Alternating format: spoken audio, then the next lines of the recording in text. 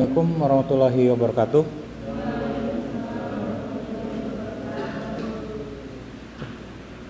Ini yang lainnya pada kemana? Kurang tahu.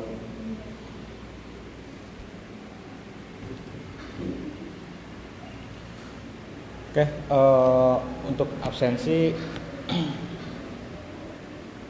sudah saya buka ya di e-learning.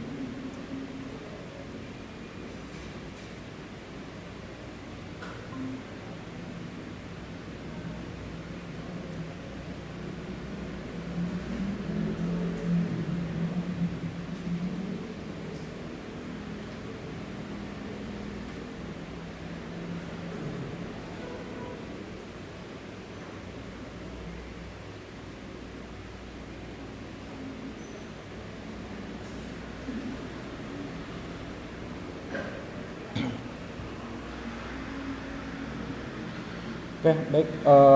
Di pembahasan materi pada pagi hari ini terkait database MySQL kita lanjutkan ya, yaitu terkait dengan hak akses pengguna atau user dan juga bagaimana untuk strategi atau konsep dari backup database. Ya mungkin untuk backup database di sini secara simulasi di materi lebih ke arah sudah di server ya, misalnya di server Linux biasanya. Nah kalau di sini kan kalau sudah ada yang lihat materinya, ya. Nah kalau ini biasanya memang digunakan untuk dari sisi server atau lewat terminal command prompt. Jadi kalau kita kan menggunakannya di ada UI-nya ya di browser pakai PHP MyAdmin gitu kan. Nah, kalau sudah merambah ke environment development ataupun production, jika menggunakan database MySQL atau database lain, memang secara operasional itu menggunakan perintah komen ya. Perintah komen yang bisa dijalankan di terminal ataupun di command prompt gitu.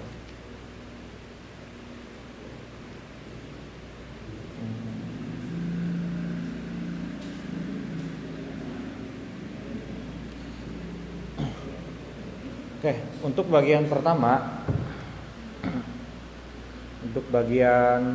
ya di sini itu mengatur hak akses pengguna ya. Mengatur hak akses pengguna. Ya di sini diantaranya ada untuk mencegah akses yang tidak sah. Biasanya kalau kita baru pertama setup atau install database, nah itu biasanya akses yang pertama itu biasanya root atau sistem administrator. Kalau di MySQL ya udah pasti username-nya udah pasti root. Nah kalau tidak disetting ya passwordnya kosong gitu kan, passwordnya kosong. Itu kalau nggak disetting. Nah, kalau di PostgreSQL dia default user sistemnya itu Postgres dan dia default harus kita bikin password pas baru bikin database. Nah, kemudian ada juga SQL Server itu sama default. Saya lupa karena udah lama nggak pakai. Default username-nya kalau nggak salah SA. SA itu singkatan dari sistem administrator. Nah, sama juga kita nambahin password. Kalau database Oracle juga baru pertama kali setup memang sistem admin. Nah, itu baru di sana kita bisa nambahin akses user yang memang yang baru diperlukan dan memang untuk diperuntukkan tidak merambah ke bagian sistem database. Dan untuk user juga kita bisa membuat usernya ini bisa apakah punya akses full, root gitu kan, create database, table dan lain sebagainya, skema, kemudian update, delete. Ada juga user yang memang dibuat hanya untuk create datanya aja gitu. Jadi memang secara akses dikasih hanya read data aja. Jadi dia nggak bakalan bisa nambahin data, ngupdate, bahkan menghapus data. Nah, jadi tentunya secara user database untuk melindungi data ya, kalau kita sebagai seorang administrator database, misal ada yang mau dikasih akses gitu kan, dia hanya ya mungkin nggak melakukan transaksi, tapi hanya melihat untuk nanti bikin rekap data, dashboard dan sebagainya, ya udah dikasih aja untuk read data aja full gitu. Jadi tidak dikasih untuk read data, update ataupun delete gitu. Itu memang bisa, dan itu ya dilegalkan ya, normal aja gitu. Nah, kalau memang itu biasanya kan ya bagian-bagian orang yang memang hanya mengolah data aja, tidak melakukan transaksi perubahan data atau penambahan data. Kemudian prinsip least privilege ya, di sini memberikan pengguna yang hanya izin yang benar-benar dibutuhkan, tidak lebih dan tidak kurang. Yaudah, kalau dia memang pengguna usernya, misalnya ada aplikasi monitoring gitu kan, aplikasi monitoring, ya udah hanya kita bisa bikin akses user baru untuk database-nya untuk view aja, karena kan untuk monitoring, melihat laporan dan sebagainya. Login juga kan nggak nge-create data, hanya select data apakah dia cocok loginnya apa enggak gitu kan. Nah itu jadi secara akses juga memang diperuntukkan sesuai kegunaan dan ya fungsinya. Jadi jangan dikasih akses full gitu, itu ya bisa bahaya nanti. Ya misalnya ada 10 orang atau 5 orang deh yang bisa mengakses secara full akses itu kan database. Nah kan kita nggak tahu yang mengaksesnya ini siapa, terus tiba-tiba ada penambahan data, merubah data lewat database. Nah ini jadi repot gitu kan, jika memang itu ada ketidaksesuaian data. Kemudian tentunya untuk menjaga integritas data dari yang untuk memastikan data tidak dimodifikasi atau dihapus oleh pihak yang berwenang. Kemudian apabila biasanya ada sistem audit ya, sistem audit untuk ngontrol dia, biasanya mungkin hitungan ya setahun sekali atau setahun 2 kali gitu kan, ngecek, nge-audit ya ini datanya ya benar-benar dibuat, ada beberapa user dibuat gitu kan, tidak hanya satu pengguna untuk database. Kan kalau yang kita baru install di MySQL root, terus connect ke PHP kan pakai root, passwordnya kosong gitu kan. Nah sebenarnya kita bisa ngeset passwordnya atau bikin user yang baru aja gitu, itu bisa. Jadi memang kalau root atau sistem admin database, dia bisa ngelihat semua database gitu. Kalau user yang lain itu kita bisa assign DB-nya ya mungkin hanya beberapa database atau mungkin hanya 1 DB gitu, jadi nggak bisa melihat DB yang lain gitu.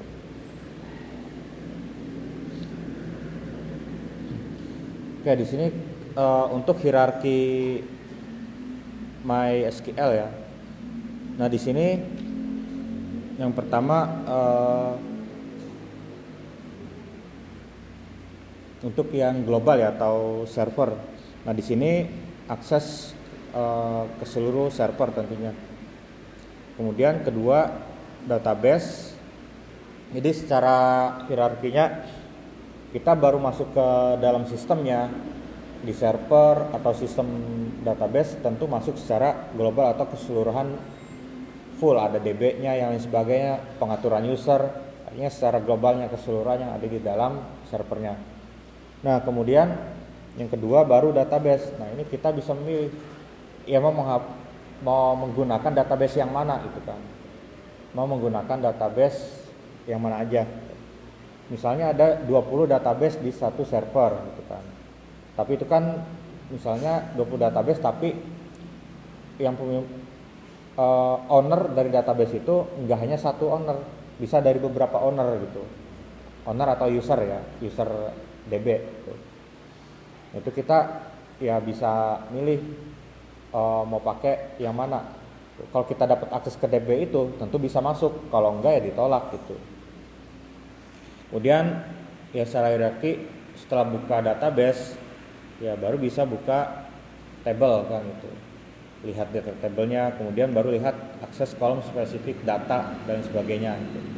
Ini secara tentunya hierarki ya, apakah bisa mengakses keseluruhan gitu kan. Kemudian ya kalau bisa berarti kan memang ya akses artinya ke environment DB. Nah, kemudian di-assign nih ke DB-nya, apakah misal dari 20 DB ya udah dia di-assign untuk 5 database aja gitu kan. Yang memang ada hubungannya gitu. Yang memang ada hubungannya untuk yang dia kerjakan gitu.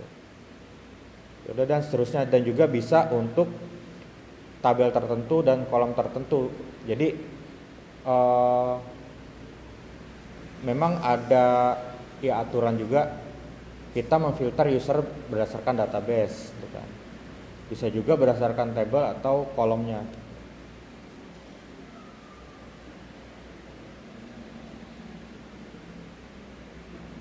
Oke, ini untuk sintaks dasarnya atau query. Nah, di sini kan ada grant privilege list ya. Nanti ya grant privilege list biasanya ada apa aja nantinya. Kemudian on nama database, kemudian nama tablenya, kemudian kepada usernya siapa. Kalau ini host, kalau di lokal biasanya kan 127.0.0.1 atau localhost gitu kan. Nah, kemudian kalau contoh penggunaan dikasih akses penuh ke database. Nah, di sini grant all, ya artinya dia bisa CRUD gitu. Bisa melakukan operasional CRUD. Tapi ya hanya untuk database ini gitu kan. Nama database misalnya database penjualan gitu kan. Nah, ini dot bintang ini berarti semua table. Dot bintang semua table. Itu nama user.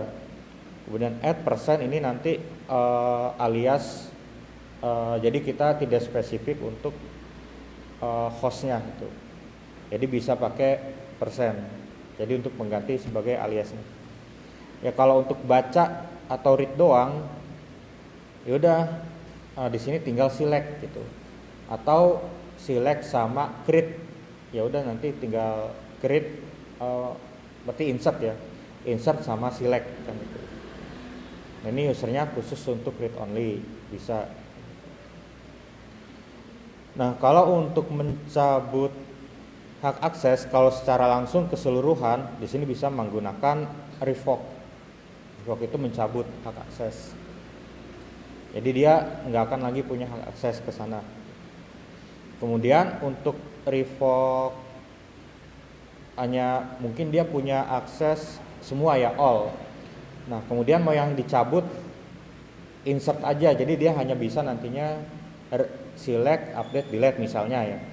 Ya udah yang diambil insert aja gitu. Yang diambil aksesnya. Atau mau disisain untuk select doang. Jadi read only. Bisa aja revoke, insert, update sama delete kan itu. Baru on nama database, nama table.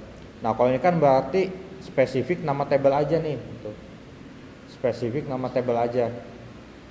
Jadi table-table yang lain dia masih punya akses untuk insert gitu.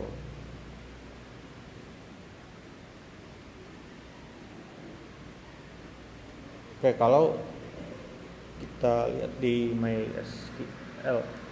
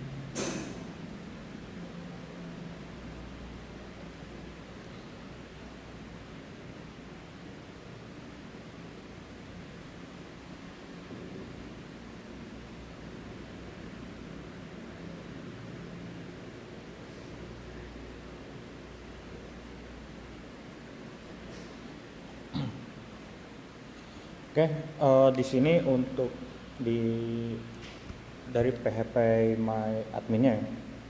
Nah, di sini di menu atau HUD utamanya home-nya. Jadi kita kalau di atas ini kan kelihatan server localhost. Jadi kalau kita ya udah milih database-nya, nah di sini kan kelihatan ada privilege ya. Kalau kita milih database, salah satu database, kelihatan ada di privilege. Ini siapa nih yang bisa akses kan gitu. Yang pertama tentu user root kan gitu, user root. Kemudian hostname-nya ini IP lokal, kemudian localhost. Nah biasanya ini kalau ini lupa nih maksudnya ke arah host juga, mungkin IP versi 6 atau yang lainnya ya. Nah, kemudian tipenya dia global atau keseluruhan, dan dia secara privilege dapat semua untuk mengolah di database ini. Nah, kalau kita mau bikin satu user yang baru, ya misalnya ke user account-nya di sini. Nah, di sini kita bisa nambahin add user account. Nah, kemudian username-nya apa misalnya? User read only misalnya. Nah, di sini mau pakai password, dikasih password ya misalnya 1 sampai 6. Oke. Di sini kurang bagus kayaknya.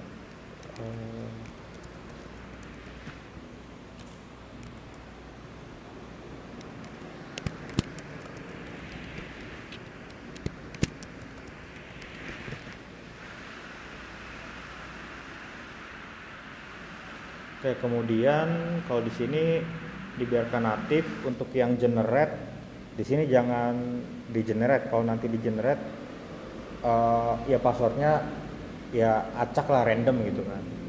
Ini yang sesuai kita ketik nanti.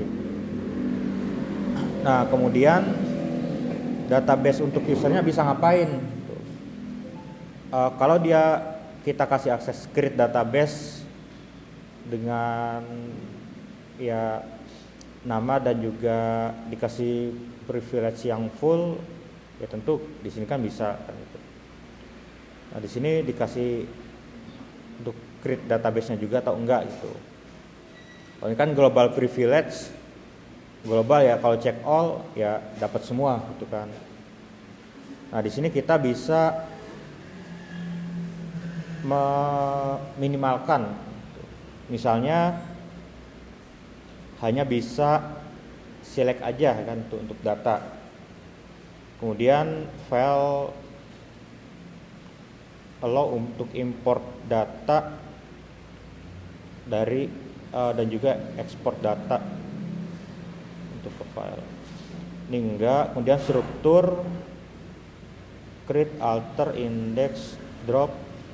Ini show view ya kalau untuk read only, create routine, alter, execute, event. Kalau untuk select kayaknya nggak terlalu banyak ya.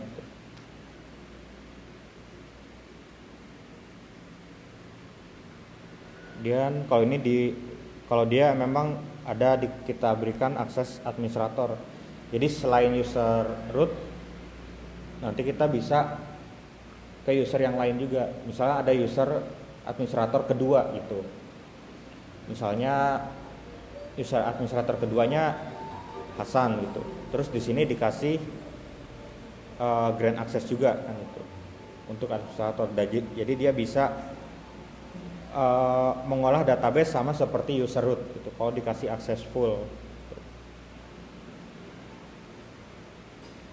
SSL require, berarti di sini kita nggak pakai SSL ya aksesnya gitu. Kalau pakai ya kita tentu harus ada bikin kredensialnya.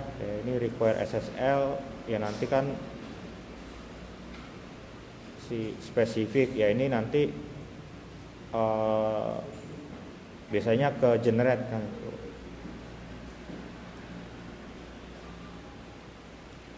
Dan di Go atau dijalankan. Oke, di sini create user udah berhasil untuk user read only. Identified-nya via MySQL native password. Ini using passwordnya ya. Grant access-nya select dan show view on. Nah, ini on untuk kalau bintang berarti on untuk semua database dan juga untuk semua table kepada user read only. Nah, di sini untuk informasi yang lain, nah maka akan ke create seperti ini. Nah, itu. Maka akan ada penambahan user baru. Nah, saya juga kalau ada untuk akses ya dari dikasih sama customer kan itu, akses buat ngecek database, biasanya dibikinin user baru untuk view doang karena kan orang luar kan itu eksternal.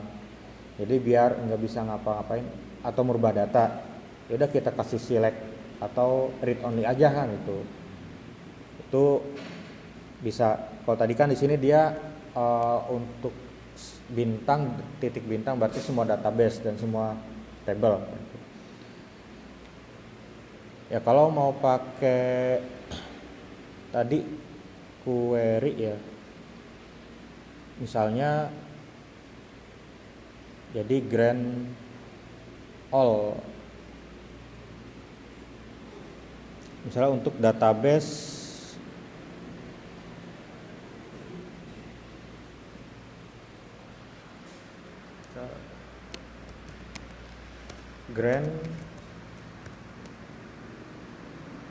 grant all nama database, nama database-nya apa, kemudian ditujukan untuk user siapa. Nah, di sini untuk nama database-nya itu DB penjualan, dan ini untuk semua table, kemudian itu user underscore read only, dan add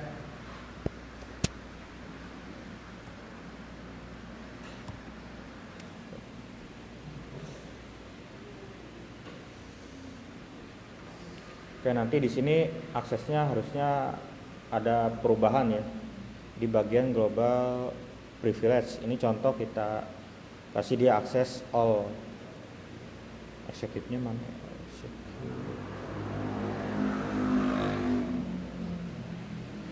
Oke, di sini ada error. Errornya, oh ini kutip.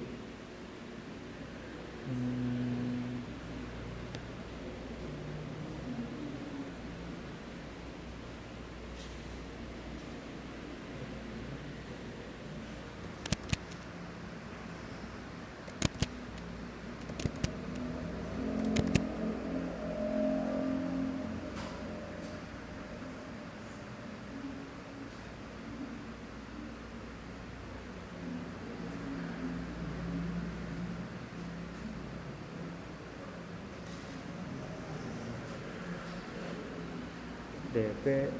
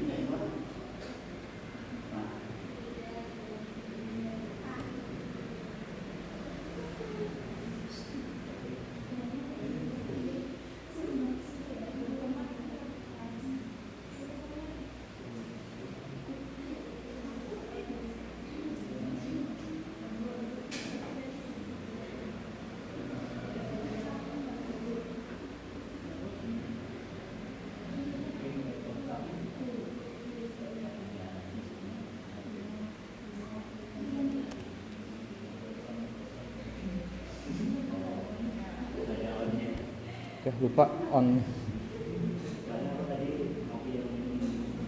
Iya, bisa ya? Nggak ini ke skip nih tadi onnya nih. Ya, ini bisa pakai all privilege juga, bisa all aja gitu. Nah, di sini kalau di refresh,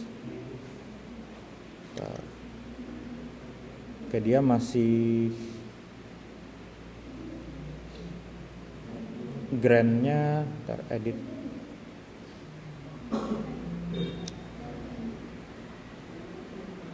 Oh, on DB penjualannya aja ya.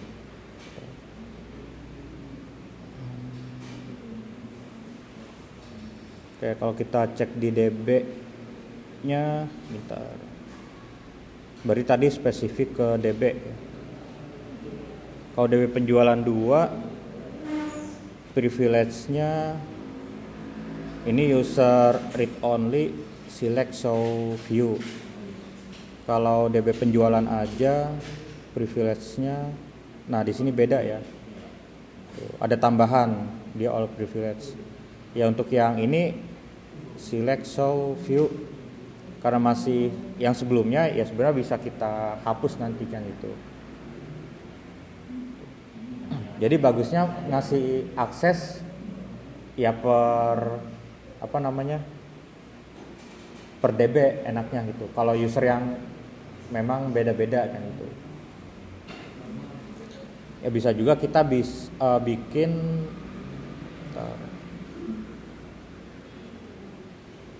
user account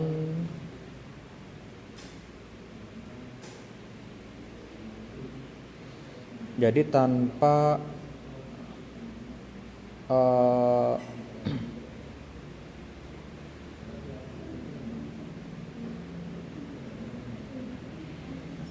tanpa global privilege dulu gitu. Ya itu bisa berarti kan nanti dia masih kosong nih gitu kan. Masih kosong, baru kita nambahin grant aksesnya per DB gitu. Itu juga lebih enak tuh. Iya, jadi kita bisa bikin usernya dulu tuh. Atau misalnya create user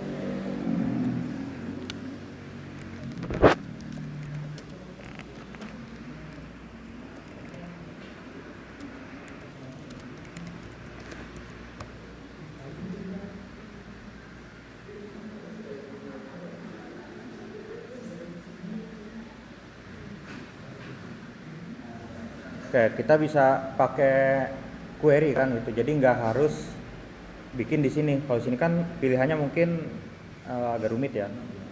Nah, di sini bisa kita ambil, ini kan kayaknya versi agak ke atas ya. Versi 7 PHP. Nah, ini di copy paste dulu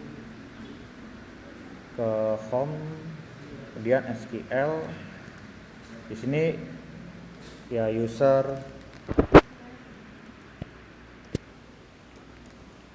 root 2 misalnya.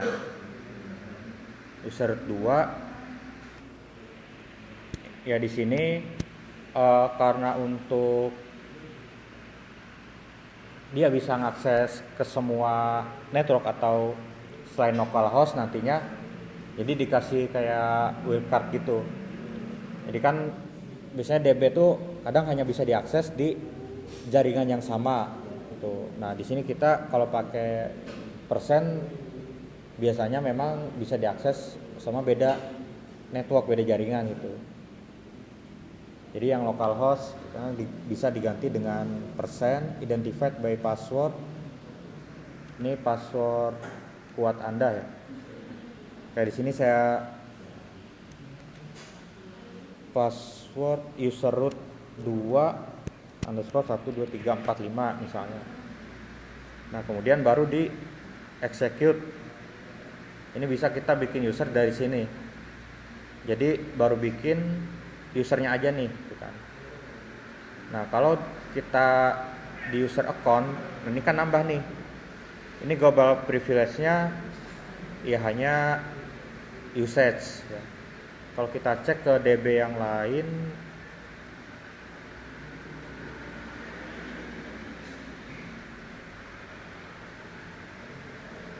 Nah di sini DB yang lain belum ada nih, kayak di penjualan ini belum ada user yang tadi yang baru ditambahin ya, yang user root 2 ya.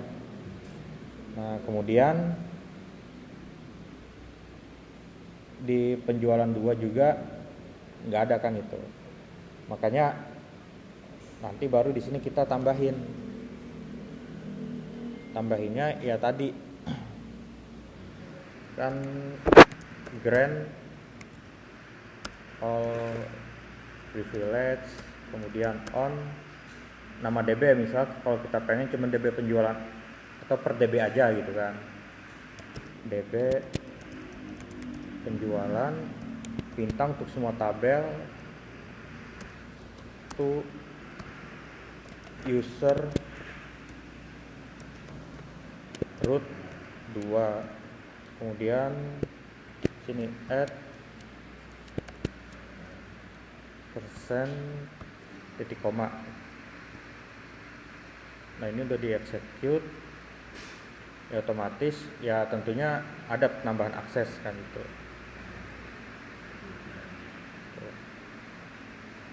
Kalau di DB yang lain ya nggak ada gitu. Jadi kalau kita mau nambahin akses ke DB yang lain kayak gitu tadi, jadi satu user pertama ya udah kasih DB ini aja dulu kan itu. Yang apa ya, kalau persen itu sebenarnya bisa diakses dari beda server. Misalnya kan kalau kita deploy sistem minimal ada 2 server untuk server database dan aplikasi. Nah server database misalnya IP-nya itu 10.0.01, itu defaultnya biasanya hanya bisa diakses lokal aja gitu. Artinya secara lokalhost hanya di environment dia aja, belum bisa dibuka akses sama yang lain. Nah biasanya ada konfigurasi yang memang ada konfigurasi yang dibuka.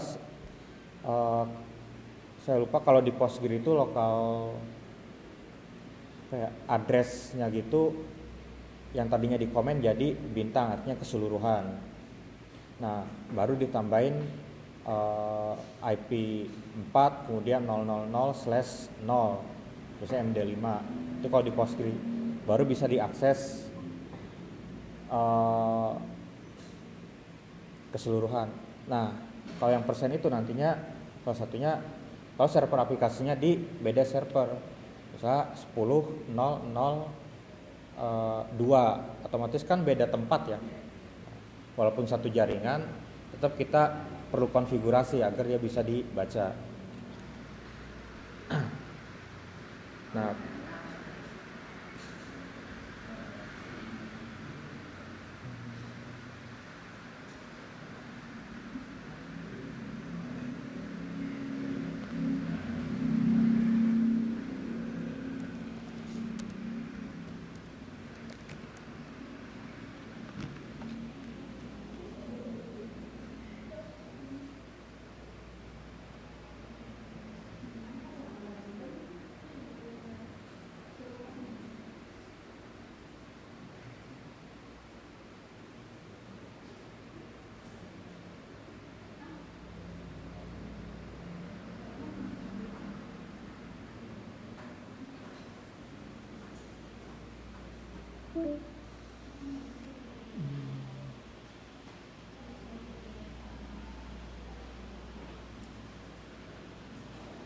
oke, sampai di sini dulu. Ada pertanyaan?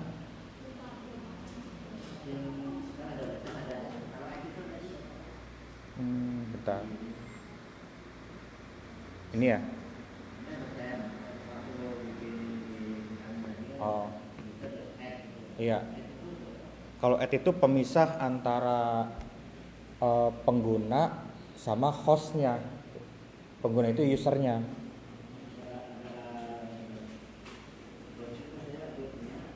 Iya. Jadi alamatnya, persen itu alamatnya gitu. Jadi kalau kita ngakses jadi persen itu nanti bisa, kalau pakai persen berarti kita dari alamat berbeda bisa mengakses gitu. Nah, kalau tidak dipakai persen, mungkin dikasih alamat IP-nya gitu kan, IPC server database. Berarti kita memang harus punya akses pintu lagi, kunci lagi, bisa mungkin pakai VPN kan gitu. Atau ya udah hanya bisa diakses dari IP itu aja gitu. Artinya ya secara hostnya ini bisa semua dari mana aja bisa mengakses jika memang itu sesuai gitu, mulai dari usernya dan sebagainya gitu. Kalau untuk lokal, biasanya kan kalau di PHP nanti hostnya, kalau kita masih di laptop kan lokal host ya.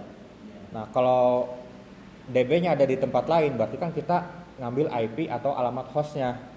Nah kayak gitu. Jadi di sana biasanya settingnya persen gitu. Kalau MySQL. Gitu. Nah kayak di sini kan usernya untuk account di allow dari koneksi yang, kalau ini kan apa? Iya, gitu. Dari semua koneksi. Jadi dari mana aja bisa masuk gitu koneksinya. Artinya bukan berarti nggak aman, ya artinya itu atau mau dispesifikin gitu kan, hanya untuk IP tertentu gitu. Itu bisa itu, kita tinggal set aja.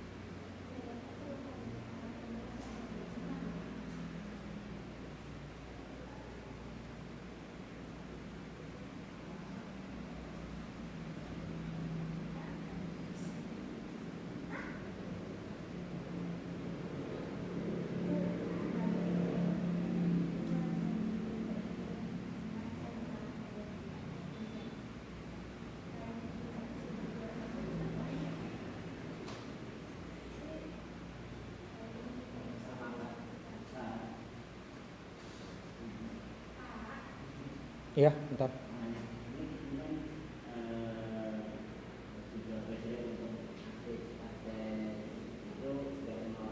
Hmm.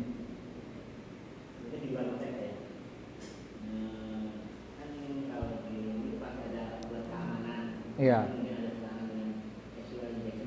Iya. Kalau SQL injection kadang enggak ke sini gitu. Dia kalau SQL injection enggak akses ke user database. Justru dari form login nih. Form login kan kalau kita masukin username sama password terus submit, ngarahin ke proses login kan.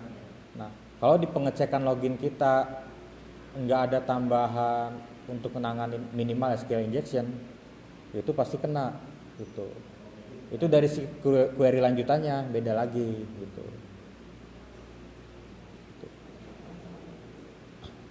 Kalau di sini kan lebih ke hak akses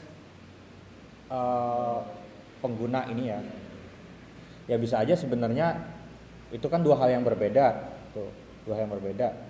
Tapi kalau dia memang ketemu sistem yang memang hanya read only, tapi dia kalau bisa mengakses sampai injek ke DB-nya, artinya ngubah data lewat ya perintah yang lain. Ya saya kan belum pernah melakukan itu ya. Mungkin pernah nyoba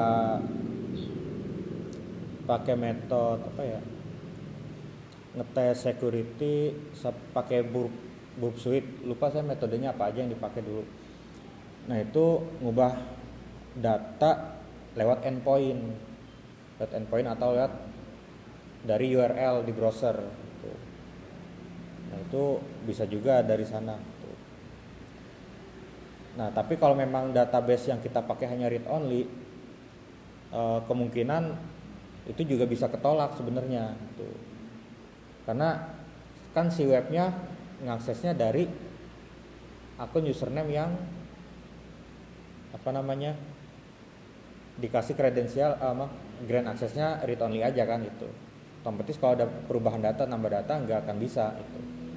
Ya sebenarnya dari situ juga udah bisa ketahan kalau si sistemnya memang akses ke sana dan ada yang inject SQL, otomatis kan ya udah nggak bisa kebacanya ya, kecuali sistemnya bisa ada akses DB-nya ke root kan gitu. Nah itu baru bisa kena injection gitu.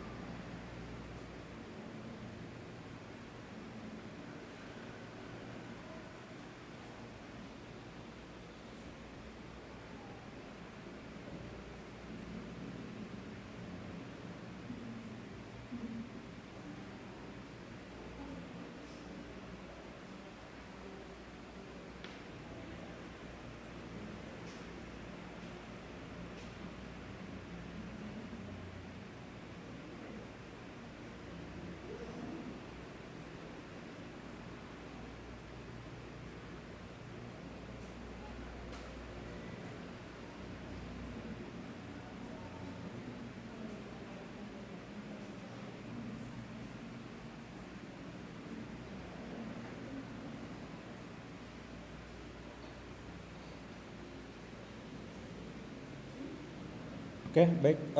Selanjut untuk materi bagian yang kedua terkait dengan, kalau di sini kan kayak ini tadi, ya ini tinggal dicoba tadinya grant, tinggal pakai revoke kan gitu untuk mencabut hak akses. Ya. Nah kemudian untuk bagian kedua itu backup dan recovery database MySQL. Ya tentunya sebenarnya kalau di sistem production itu biasanya backup rutin per hari, bagusnya end of day, berarti setelah ganti tanggal gitu. Setelah ganti tanggal baru ada backup data. Biasanya kan kalau tengah malam emang banyak masa maintenance biasanya, ya sejam, 1,5 jam, maksimal kadang 2 jam. Itu biasanya untuk ada proses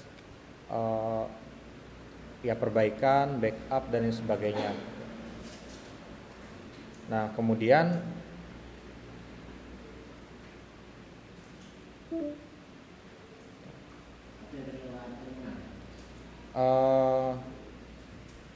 kalau nggak harus sih, nggak harus. Ini ada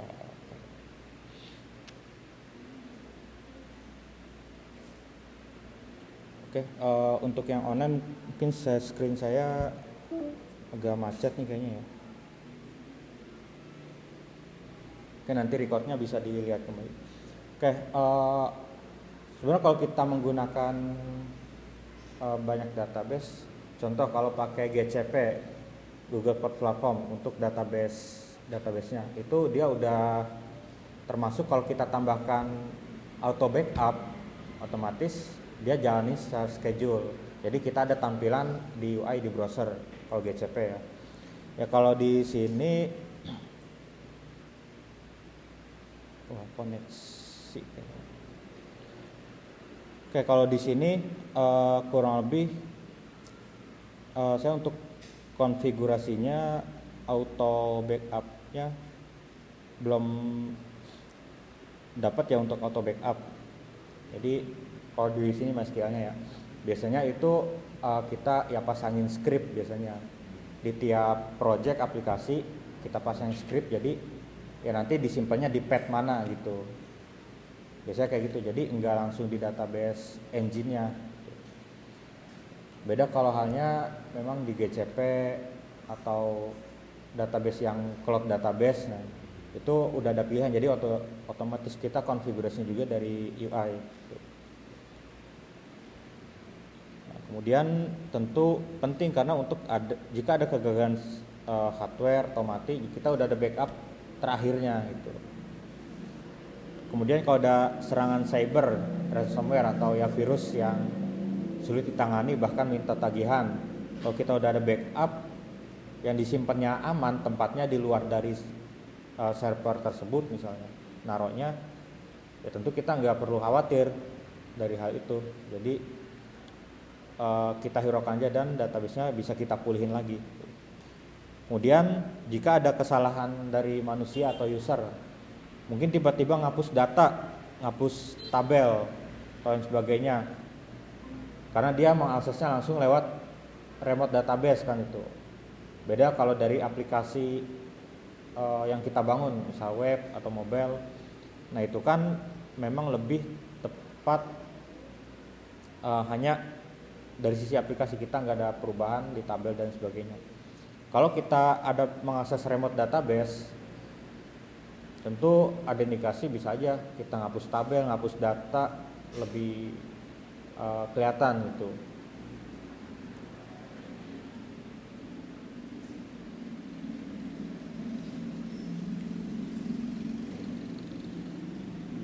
Oke, kemudian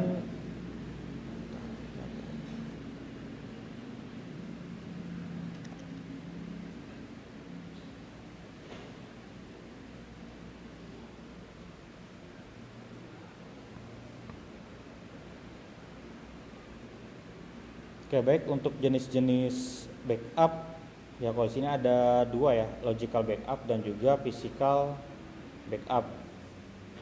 Untuk mengekspor data dalam format SQL menggunakan ya MySQL dump gitu kan. MySQL dump. Jadi hanya untuk SQL-nya aja gitu. Ya sama halnya dengan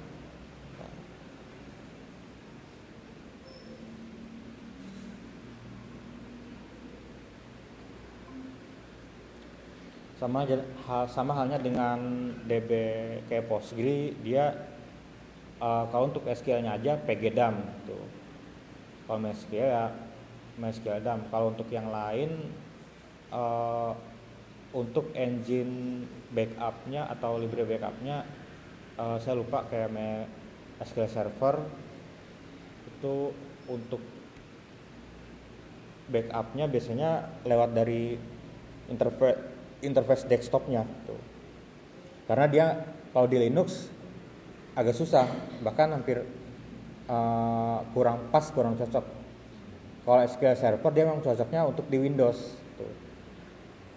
Kalau dipaksain ke yang lain memang bisa, tapi nggak rekomend tuh. Karena secara full engine-nya itu memang lebih optimal di server Windows kan gitu. Kalau MySQL, Postgre dan lain sebagainya memang banyak lebih optimal di Linux tuh, berjalan di OS-nya.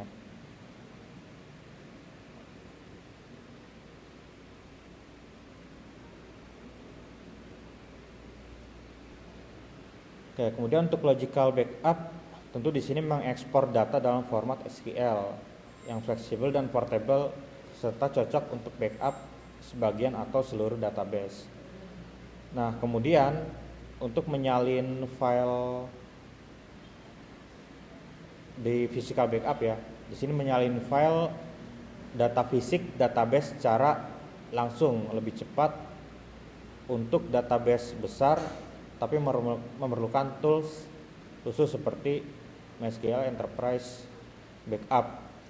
Ya kalau di sini kan logical memang lebih mengarah ke query ya gitu. Artinya memang hanya query-nya aja kan gitu. Kemudian kalau untuk yang physical dia keseluruhan, ada query, kemudian ada log filenya dan sebagainya. Artinya full kan itu. Kadang memang memerlukan waktu yang lebih banyak, dan bahkan secara size ketika udah berhasil di backup itu ya sedikit lebih besar tentunya. Oke, kalau di sini sintak dasarnya MySQL dump, ya di sini kalau kita install SAMPP saya kurang tahu bisa apa enggak dijalanin kan itu.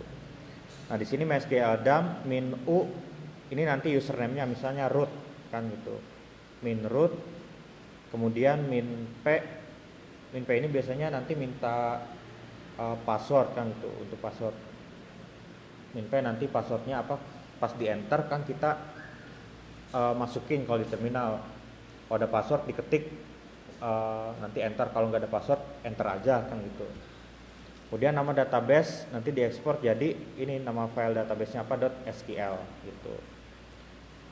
Cuma kalau yang pakai SAMPP saya kurang tahu, belum nyoba juga untuk ini. Kalau di Linux biasanya kurang lebih scriptnya seperti ini. Nah ini nanti keseluruhan backupnya kurang lebih seperti ini. Min u username-nya root, min p nama database-nya my database, kemudian di backup nama database-nya my database backup, ditambahkan string karakter untuk kapan itu di backup. Ini kapan di backup ya, ini ngambilnya dari sistem nanti. Date, kemudiannya tahun, bulan, tanggal gitu. Jadi agar ada perbedaan parameter, kita ngambil data ini kapan gitu kan. Misalnya, jadi jangan sampai oh saya udah backup kemarin, bener nggak data yang kemarin itu kapan di backupnya. Jadi kalau ada tanggal tambahannya itu lebih enak kan gitu.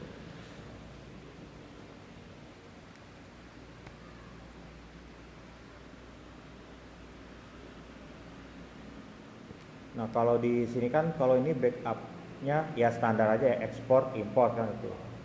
Ini mah untuk export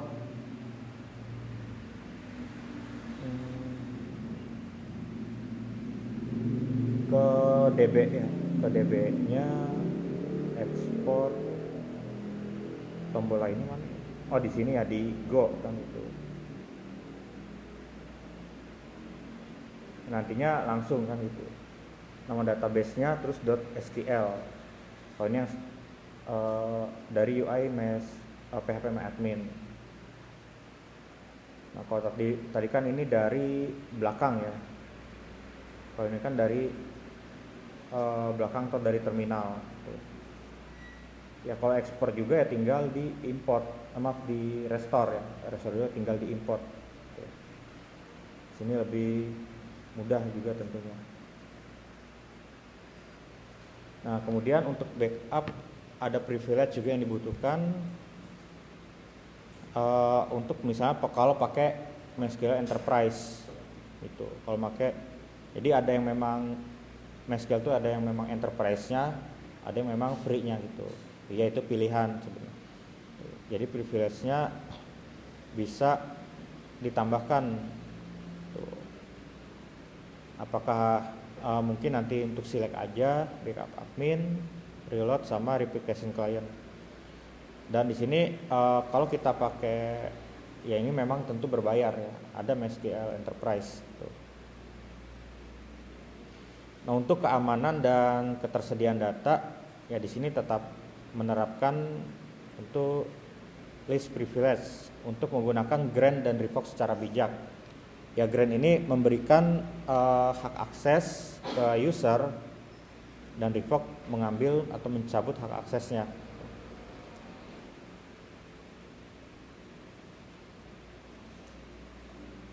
Jadi kalau kita memberikan hak akses ke pengguna yang ada, yang mau kita tentukan, tentu harus secara bijak. Ini udah sesuai belum untuk akses yang kita kasih. Ya kadang kalau kita ngakses keseluruhan takutnya ada yang tidak sengaja ngapus data, yaitu kan kita harus mempertanggungjawabkan juga ini siapa sih yang ngapus gitu kan, kalau nggak ada recordnya. Jadi atau nggak ada history pencatatannya. Kemudian bisa dibuat jadwal backup rutin. Ini kalau misalnya idealnya memang di server atau cloud terpisah. Jadi kalau di lokal kayak gini itu ya nggak perlu ada backup. Itu nanti setupnya biasanya di server gitu. Ada bagian script untuk backupnya, bisa di engine OS-nya. Kemudian uji proses recovery. Kalau udah ada backup ya recovery-nya sama kayak restore ya.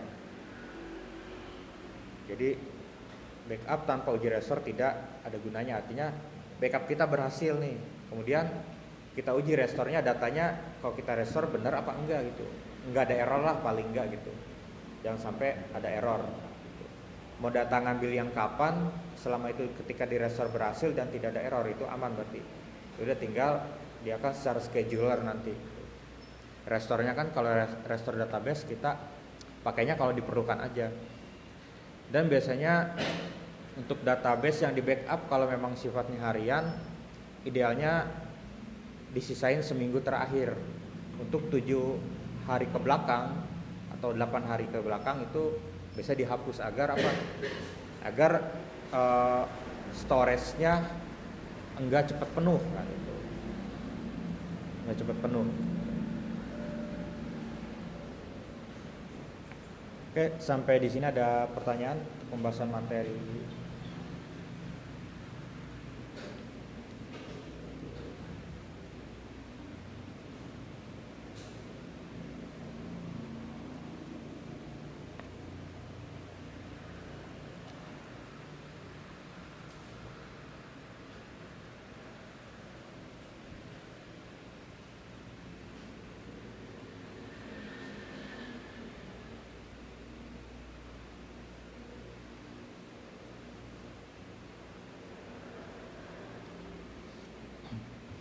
Oke, tugasnya jangan lupa ya.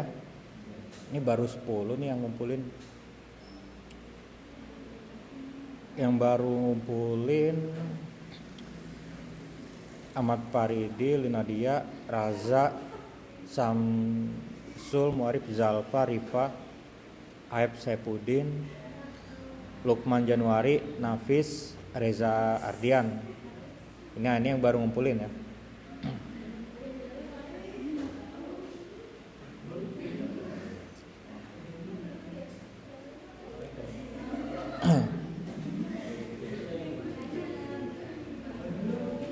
Ya, ini jangan sampai kelewat ya.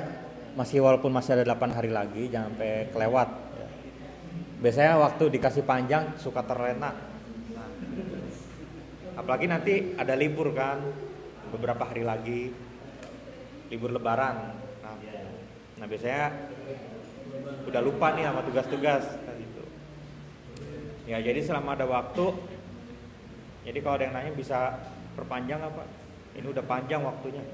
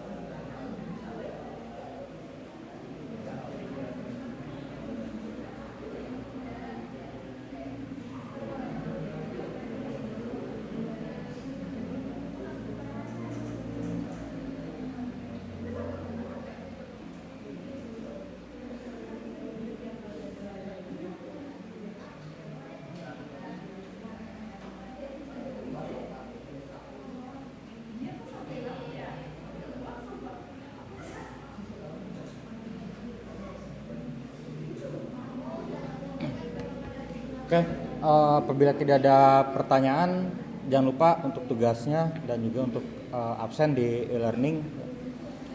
Kurang lebihnya, apabila ada kekurangan dari yang saya sampaikan, saya mohon maaf. Terima kasih semuanya. Wassalamualaikum warahmatullahi wabarakatuh.